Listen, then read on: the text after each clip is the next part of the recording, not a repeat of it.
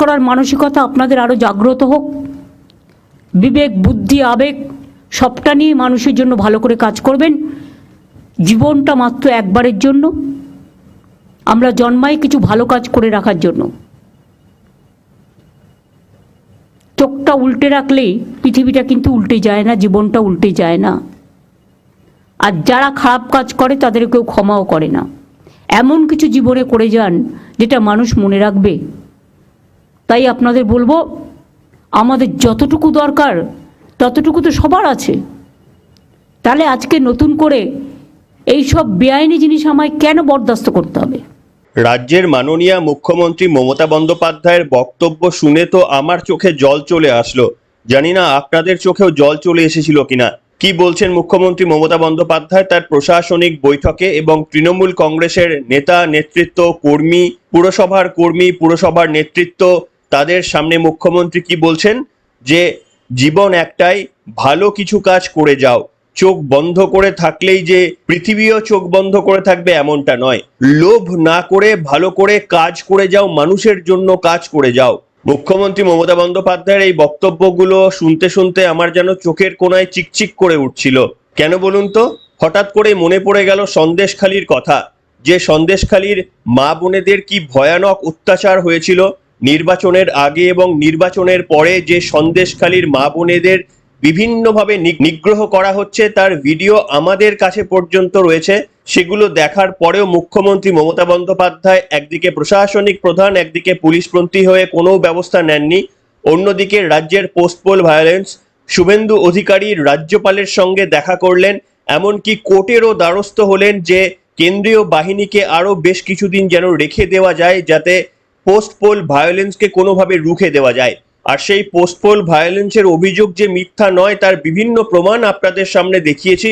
এবং কিভাবে দোকান ভাঙচুর থেকে বাড়িঘর ভাঙচুর, এমনকি নিজেদের প্রভাব খাটিয়ে চাকরি কেড়ে নেওয়ার মতো ঘটনা, এবং সাধারণ মানুষ সুইসাইড পর্যন্ত করতে গিয়েছে, তার বিভিন্ন ভিডিও আমাদের চ্যানেল থেকেই আপনাদেরকে দেখিয়েছি। এবং সকলেই অভিযোগ করেছেন, কেউ পোস্টপোল ভায়োলেন্সের, কেউ আবার অভিযোগ করেছেন তৃণমূল কংগ্রেসের নেতৃত্ব বলেছেন তাদের সঙ্গে নাকি রাত্রি যাপন করতে হবে তার বাড়ির লক্ষ্মীটিকে, তাহলেই তার হারানো চাকরি ফিরে যাবে। ভয় দেখিয়ে ফোন করা করেছিল, বলেছিল যে তুমি রিঙ্কুকে ফোন করো। রিঙ্কুকে খুব কুপ্রস্তাব দিয়েছে, কুপ্রস্তাব দিয়েছে যে রাতে আমাদের সাথে থাকতে হবে। ওই যে বিশ্ব বলেছে দিল্লি ইউনিয়নের লোকের সাথে আমাদেরকে তোমাকে শুতে হবে, তুমি তো দেখতে সুন্দর, তাহলে তুমি আমাদের সাথে শোও, তাহলে তোমার কাজ খুলে যাবে। তাহলে সেই মেয়েটা হ্যাঁ রাজি না হওয়ার জন্য ও রাজি হয়নি, যেহেতু হ্যাঁ হুমকি দিচ্ছে বারবার, তুমি রাস্তাঘাটে বেরোতে পারবি না, এই করে দেবো ওই করে দেবো গতবারে। হ্যাঁ সেই জন্যই আত্মহত্যা করেছে। এই কিছুদিন আগেই আপনাদের দেখিয়েছি। আর এত কিছু দেখার পরেও রাজ্যের মুখ্যমন্ত্রী মমতা বন্দ্যোপাধ্যায় নীরব, কোনো বক্তব্য আমরা বলতে শুনিনি, প্রশাসনকে কঠোর হতে দেখিনি। পোস্টপোল ভায়োলেন্সে যেন একটি মানুষও বাড়ি ছাড়া হতে না হয়, এর জন্য কলকাতা হাইকোর্টে দ্বারস্থ হওয়ার প্রয়োজন নেই। তৃণমূল প্রশাসন বা মুখ্যমন্ত্রী নিজে থেকেই এই কাজ করবেন এমনটাই যখন আশা ছিল, তার কোনো বিন্দু মাত্র কিচ্ছু করেননি। অথচ মুখ্যমন্ত্রী বলছেন ভালো কাজ করুন, জীবন একটাই, এবং বাজে কাজ করবেন না। মুখ্যমন্ত্রী মমতা বন্দ্যোপাধ্যায়ের এই বক্তব্য শুনে চোখের কোণায় কিন্তু সত্যি সত্যি জল এসে যাওয়ারই কথা। গতদিনে রাজ্যের মুখ্যমন্ত্রী মমতা বন্দ্যোপাধ্যায় 1 ঘন্টার একটি প্রশাসনিক বৈঠক করেছেন, এবং যে প্রশাসনিক বৈঠক থেকে তিনি কার্যত তৃণমূল কংগ্রেসের নেতৃত্ব, পুরসভার প্রতিনিধিদের একেবারে মারাত্মকভাবে সমালোচনা করেছেন। যে সমালোচনাগুলো কার্যত বিরোধী বা বিশেষ করে বিজেপি, সিপিএম, কংগ্রেস করে আসে, যে তৃণমূল কংগ্রেসের একটি অংশ চুরি দুর্নীতির সঙ্গে জড়িত, তারা তোলাবাজির সঙ্গে জড়িত, বিভিন্ন জায়গায় রোহিঙ্গাদের নিয়ে এসে বসিয়ে দিচ্ছে। কোথাও আবার অভিযোগ করা হয়েছিল যে পুরসভা অতিরিক্ত কর নিচ্ছে সাধারণ মানুষের কাছে, কিংবা ইলেকট্রিক ফ্রি বৃদ্ধি। এইরকম বিভিন্ন ক্ষেত্রে যে অভিযোগগুলো জানানো হতো এতদিন পর্যন্ত, বিরোধীরাই কার্যত মিডিয়ার সামনে এই বক্তব্য রেখেছিলেন।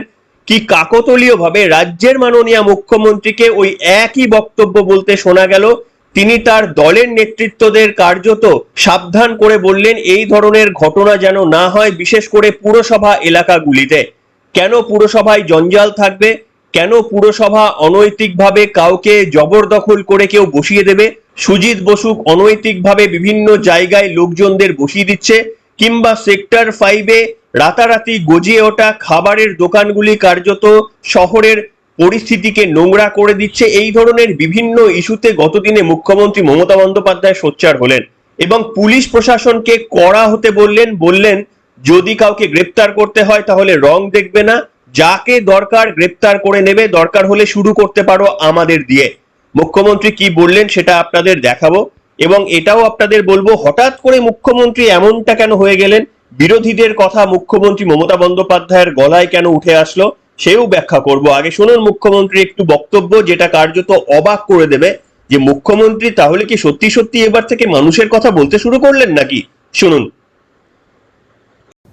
ভাড়া নেবার পর পারমিশন নেই, উইদাউট পারমিশনে 3 তলা 4 তলা 5 তলা তুলেই যাচ্ছে।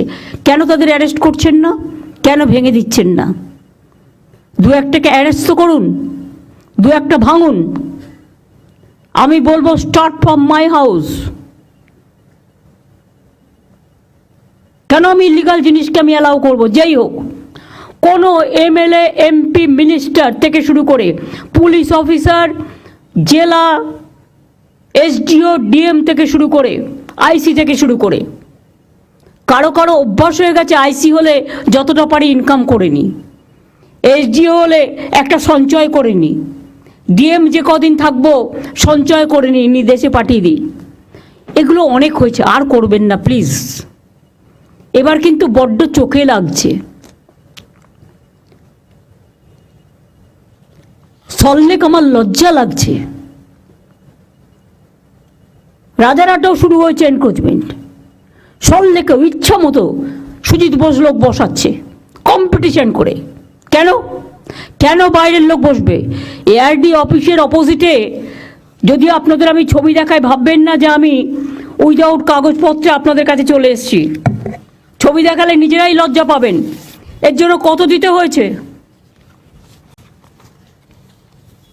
একদম পুরো এআরডি অফিসের সামনে সব এনক্রোচমেন্ট হয়ে গেছে। একটা করে তিপ্পল লাগাচ্ছে, একটা করে বসে হচ্ছে, একটা করে তিপ্পল লাগাচ্ছে, একটা করে বসে হচ্ছে। কেন? ওয়াই? আমি জানতে চাই কত টাকার বিনিময়ে কারা নিয়েছে টাকা? কেন সল্টলেক কর্পোরেশনের কাউন্সিলররা কাজ করে না? তারা তো ইলেক্টেড বডি, কেন কাজ করে না আমি জিজ্ঞেস করছি। রাস্তা ঝাড় দেয় না, এবার কি আমাকে রাস্তা ঝাড় দিতে বেরোতে হবে? শুধু কি ওপরের দিকে তাকালেই হবে? নিচের দিকে তাকাতে হবে না? এলাকার লাইট দেখে না, রোড দেখে না, জল দেখে না, মানুষের প্রবলেম দেখে না? এই শহরটাকে আমি এত সুন্দর করে বানিয়ে দিয়েছি। কলকাতা শহরে ভিডিও করা ছিল কোন রাস্তা কত পর্যন্ত এনক্রোচমেন্ট আছে। তা সত্ত্বেও একটা করে নতুন ওসি আসে আর বসিয়ে দেয়, আর আমি ঘাতক ঝগড়া করব। আমি রাস্তায় গেলেই দেখতে পাই, পুলিশের চোখে পড়ে না, সব চোখে ঠুলি দিয়ে বসে আছে। শুনলেন বন্ধুরা, মুখ্যমন্ত্রী যে বক্তব্যগুলো বললেন, মানুষের এক্সপেকটেশন এটাই যে একজন প্রশাসনিক প্রধান হয়ে তিনি এই ধরনের বক্তব্যই বলবেন। কিন্তু পশ্চিমবঙ্গবাসী হিসেবে আমাদের দুর্ভাগ্য যে 3 টার্মের মুখ্যমন্ত্রী হয়ে কোনোদিন রাজ্যে ঘটে যাওয়া বিভিন্ন দুর্নীতি থেকে শুরু করে বিভিন্ন হিংসার ঘটনায় মুখ্যমন্ত্রী কোনোদিন নিরপেক্ষতার কথা বলেননি, বরঞ্চ কোথাও না কোথাও গিয়ে তার কথায় পক্ষপাতমূলক বার্তা ছিল এবং যেই কারণে আজকে সমাজের এই মারাত্মক জায়গার অবনতি। কিন্তু মুখ্যমন্ত্রী মমতা বন্দ্যোপাধ্যায়ের গলায় এই ধরনের বিরোধীদের কথার সুর কি করে? হঠাৎ করে মুখ্যমন্ত্রী এই ধরনের বক্তব্য বলতে শুরু করলেন সেটা নিশ্চিতভাবে আপনাদের বলবো। তবে বিজেপির মুখপাত্র শ্রমিক ভট্টাচার্য বলছেন যে এই রাজ্যের মুখ্যমন্ত্রী তিনি বিরোধীদের কোনো স্পেসই দিতে চান না। তিনিই বাদী পক্ষ, তিনিই বিবাদী পক্ষ, তিনিই ক্ষমতায় আছেন, আবার তিনিও বিরোধিতায় আছেন। সবকিছু তিনিই করবেন, যেটা কাজ বিরোধীদের সেই কাজ তিনি বিরোধীদের করতে দেবেন না। এবং মুখ্যমন্ত্রীর আজকের যে বক্তব্যগুলো, দীর্ঘদিন ধরে বিরোধীরা তো এই একই বক্তব্য বলে যাচ্ছে, অথচ বিরোধীদের কোনো বক্তব্যকে আজ পর্যন্ত মুখ্যমন্ত্রী কোনোদিন গুরুত্বের সঙ্গে শোনেননি, তাদেরকে কোনোদিন পাত্তাই দেননি, এমনকি তাদের কোনোদিন পরিসর পর্যন্ত দেননি রাজ্যের মুখ্যমন্ত্রী। তার গলায় এই ধরনের কথা কি বললেন শ্রমিক ভট্টাচার্য শুনুন। যে এই রাজ্যের মুখ্যমন্ত্রী তিনিই শাসক দল, তিনিই বিরোধী দল, তিনি থাকতে আর কার কি ক্ষমতা রয়েছে শুনুন। মুখ্যমন্ত্রী পশ্চিমবঙ্গের পুরো রাজনৈতিক পরিসরটা দখল করতে চান। মুখ্যমন্ত্রী শাসক, মুখ্যমন্ত্রী বিরোধী, অর্থাৎ অন্য কারোর কথা বলার যে পরিসরটা সেটা মুখ্যমন্ত্রী ছেটে ফেলতে চান। মুখ্যমন্ত্রী শাসক থাকবেন, তার বিরুদ্ধে যে অভিযোগ হবে তার প্রশাসনের বিরুদ্ধে, সেইটা কোনো বিরোধী নেতা বলবে না, সেটাও মুখ্যমন্ত্রী বলবেন। অর্থাৎ মুখ্যমন্ত্রী হবেন সর্বব্যাপী, মুখ্যমন্ত্রী সর্বগ্রাসী, মুখ্যমন্ত্রী সর্বত্রগামী। আমাদের মুখ্যমন্ত্রী যা পারেন সেটা ভারতবর্ষের অন্য কোনো মুখ্যমন্ত্রী পারেন না। শুনলেন বন্ধুরা, আমার কার্যত এটাই ঠিক বলে মনে হলো যে মুখ্যমন্ত্রী মমতা বন্দ্যোপাধ্যায় তিনি যখন বিদ্যমান তখন আর বিরোধীদের কি দরকার রয়েছে? তিনিই প্রশাসনিক ক্ষমতায়, তিনিই বাদী পক্ষ, তিনিই বিবাদী পক্ষ। আমার মনে হয় তিনি নিজেকে উকিলও বলেন এবং আমার মনে হয় তিনি কেস লড়লে তিনি ডুয়েল ভূমিকায় অবতীর্ণ হতে পারবেন। একবার তিনি বাদী পক্ষের কথা বলবেন, একবার তিনি বিবাদী পক্ষের কথা বলবেন। মুখ্যমন্ত্রী মমতা বন্দ্যোপাধ্যায়ের এই গুণ অন্য কোনো দেশের, অন্য কোনো রাজ্যের মুখ্যমন্ত্রীর কাছে এত কোয়ালিটি আছে বলে আমাদের তো বিশ্বাস হয় না। যাই হোক, তবে আপনাদের জানাতে চাইবো যে এর পিছনে কারণটা কি বলুন তো? হঠাৎ করে মুখ্যমন্ত্রী মমতা বন্দ্যোপাধ্যায় এইভাবে প্রশাসনিক কর্তাদের সামনে কড়া কড়া বার্তা দিলেন, যে বক্তব্যগুলো বিরোধীরা বলে আসছে, যে বক্তব্যগুলো সাধারণ মানুষের বক্তব্য, যে ট্যাক্স বাড়িয়ে দেওয়া হচ্ছে, এবং মুখ্যমন্ত্রী মমতা বন্দ্যোপাধ্যায়ের আজকের প্রেস কনফারেন্সের পেছনে ছিল এই সমস্ত বিভিন্ন কারণ। কেন জানেন? এই যে লোকসভা নির্বাচন হয়ে গেল, তৃণমূল কংগ্রেস তাদের আসন সংখ্যা বাড়াতে পেরেছে বটে, কিন্তু তৃণমূল কংগ্রেসের কাছে একেবারেই কাঁটার মতো হয়ে রয়েছে বিভিন্ন পুরসভায় তৃণমূল কংগ্রেস কার্যত পিছিয়ে পড়েছে। অর্থাৎ শহরাঞ্চলের মানুষরা কার্যত তৃণমূল কংগ্রেসের কাছ থেকে মুখ ফিরিয়ে নিয়েছে। এই তথ্য মুখ্যমন্ত্রীর কাছে একেবারেই স্পষ্ট হয়ে গিয়েছে। আপনাদের দেখাতে চাইবো একটি তথ্য, যে মোট পশ্চিমবঙ্গে 121টা পুরসভা রয়েছে, তার মধ্যে আপনারা ফল দেখলে চমকে যাবেন, বিজেপি 74টা পুরসভাতে জিতেছে। ভাবুন আপনারা, পুরসভা ভিত্তিক ফলে 121টার মধ্যে লোকসভার যে নির্বাচন হয়ে গেছে তাতে 74টাতে এগিয়ে রয়েছে বিজেপি এবং মাত্র 41টাতে এগিয়ে রয়েছে তৃণমূল, তাও শাসক দল হওয়া সত্ত্বেও, এবং কংগ্রেস এগিয়ে রয়েছে 3টি পুরসভাতে। এই হচ্ছে পরিস্থিতি এবং এটাই হচ্ছে মুখ্যমন্ত্রী মমতা বন্দ্যোপাধ্যায়ের মাথা ব্যথার কারণ।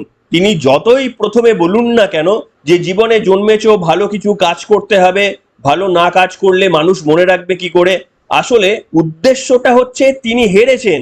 তিনি হেরেছেন বলে যে কোনো উপায়ে সেই হারানো জমি দখল করতে হবে। তিনি বুঝেছেন শহরের মানুষজন তৃণমূল কংগ্রেসের কাছ থেকে মুখ ফিরিয়ে নিয়েছে এবং এই ফল আরো মারাত্মক হবে যখন বিধানসভার নির্বাচন হবে। সেটা বুঝতে পেরেই কার্যত মুখ্যমন্ত্রী মমতা বন্দ্যোপাধ্যায় প্রশাসনিক কর্তাদের কড়া বার্তা দিতে চাইলেন যে কোনো ভাবে ওই সমস্ত বিমুখ মানুষদের তৃণমূল কংগ্রেস মুখী করতে হবে। এটাই ছিল মুখ্যমন্ত্রী মমতা বন্দ্যোপাধ্যায়ের বার্তা এবং এই বার্তাটাকে যে মোড়কে মুখ্যমন্ত্রী প্রচার করলেন, অনেকেই মনে হবে যে মুখ্যমন্ত্রী অনেক নিরপেক্ষ আচরণ করতে শুরু করলেন, এটাই তো মুখ্যমন্ত্রীর কর্তব্য হওয়া উচিত, এই রকম কিন্তু বিভিন্ন রকম আপনাদের মনে হতে পারে, কিন্তু অ্যাকচুয়াল কারণটা আপনাদের সামনে দেখালাম।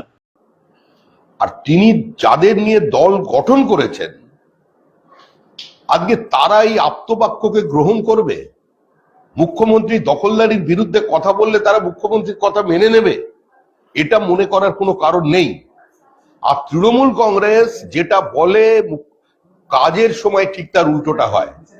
অভিষেক বন্দ্যোপাধ্যায় বলেছিলেন যে যদি কেউ আক্রান্ত হন, যদি কারোর অধিকার বাজেয়াপ্ত করা হয়, যদি কোনো জায়গায় হিংসা হয় তৃণমূলকে দিয়ে সরাসরি তাকে রিপোর্ট করতে। আজকে তার যে নির্বাচনী কেন্দ্র ডায়মন্ড হারবার, আজকে সবচেয়ে বেশি অভিযোগ তো সেখানে মানুষ তো বেশি আক্রান্ত হচ্ছে। ফলে এটা বুঝে নিতে হবে তৃণমূল যেটা বলছে, মুখ্যমন্ত্রী যেটা বলছেন, যেটা বিরুদ্ধে বলছেন, কার্যত সেটাই হবে।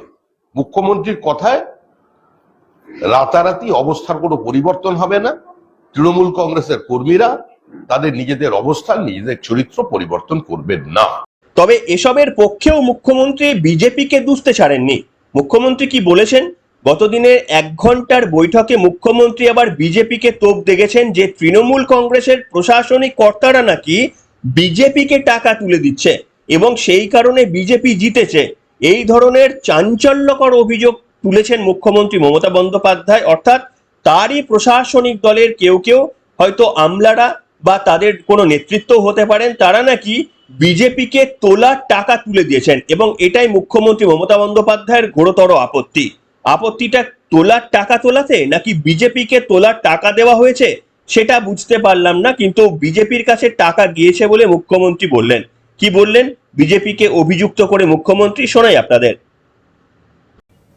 এবং বিজেপিতে এই সুযোগে তোমরা তো পুরো ভাগ দিচ্ছ তাদের, এ তো আরো মারাত্মক। অফিসাররা আবার ভাগ দিয়ে দিচ্ছে তার থেকে বিজেপিকে, তারা একটা মোটা টাকা তুলছে বাংলা থেকে। এবং এই সব করে এটা ভাববেন না যেটা আমার নজরে নেই, অফকোর্স আছে। গরুর টাকা সবচেয়ে বেশি খায় বিজেপি, কয়লার টাকা সবচেয়ে বেশি খায় বিজেপি, বালি থেকে শুরু করে পাথর সবচেয়ে বেশি খায় বিজেপি। কিন্তু টাকাটা যায় পুলিশের থ্রুতে, ওভারলোডিং ট্রাক, এর থেকে একটা বড় ইনকাম আসে সেটা যায়। এগুলো সব আমি এখন শুনতে পাচ্ছি। এবং আমাদেরও কিছু কিছু লোক আছে, তারাও যাতে ইডি সিবিআই না ধরে, বিজেপি তো ভয় দেখায় কতগুলো আছে, তারা সবচেয়ে বেশি টাকা তোলে, টাকা তোলার মাস্টার হয়ে গেছে। আমি টাকা তোলার মাস্টার চাইছি না, আমি জনসেবক চাইছি। শুনলেন বন্ধুরা, একেবারেই নিজেই বলছেন প্রশাসনিক তরফ থেকে কেউ কেউ টাকা তুলে দিয়েছেন, তার কাছে সমস্ত তথ্য রয়েছে, সে কথাও তিনি বললেন। কিন্তু প্রশ্ন হচ্ছে, রাজ্যের পুলিশ মন্ত্রী, রাজ্যের মাননীয় মুখ্যমন্ত্রী, তার কাছে সমস্ত যদি তথ্য থেকে থাকে, তিনি যদি একেবারেই জানতেন যে সুজিত বসু জোর করে বিভিন্ন জায়গায় সরকারি জায়গাগুলোতে মানুষকে বসিয়ে দিচ্ছে জোর করে, জানি না রোহিঙ্গাদের বসানোর কথা তিনি বললেন কিনা, এত কিছু জানার সত্ত্বেও মুখ্যমন্ত্রী হিসাবে তিনি কি ব্যবস্থা নিয়েছেন? কেন প্রশাসনিক বৈঠকে মুখ্যমন্ত্রী এতদিন পর পর্যালোচনা করতে হচ্ছে? তিনি 3 টার্মের মুখ্যমন্ত্রী, কেন মুখ্যমন্ত্রী কড়া কোনো ব্যবস্থা নেননি এখনো পর্যন্ত? তিনিই তো পুলিশ মন্ত্রী, কেন কোনো রকমের ব্যবস্থা নেওয়া হয়নি? আর আজকে কি লোকসভা নির্বাচনের ফল প্রকাশের পর যখন দেখতে পেয়েছেন যে শহরাঞ্চলের মানুষরা কার্যত মুখ ফিরিয়ে নিয়েছে, বিজেপি তাদের থেকে ডবলেরও বেশি আসন সংখ্যায় এগিয়ে গিয়েছে পুরসভাগুলিতে, যেটা একটা চমকপ্রদ ফল। এবং সার্বিকভাবে বিজেপি যদি এই ফল ধরে রাখতে পারে, তাহলে আসন্ন বিধানসভা নির্বাচনেও যে তৃণমূল কংগ্রেসের কপালে দুঃখ রয়েছে, মুখ্যমন্ত্রী সেই দেওয়াল লিখনটা কি আগে থেকেই বুঝতে পেরে গিয়েছেন? আর সেই কারণে কি মুখ্যমন্ত্রী এতদিন পর এসে এই প্রশ্নগুলো তুলছেন?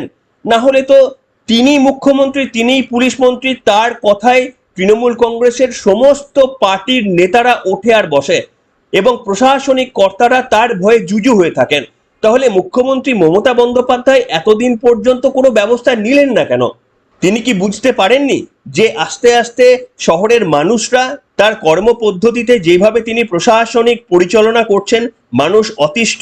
সেই কারণে কি ভোটের রেজাল্ট বেরোনোর পর মুখ্যমন্ত্রী বুঝতে শুরু করেছেন এবার আমরা নিজেরা পরিবর্তিত না হলে মানুষই নিজেরা পরিবর্তন করে দেবে?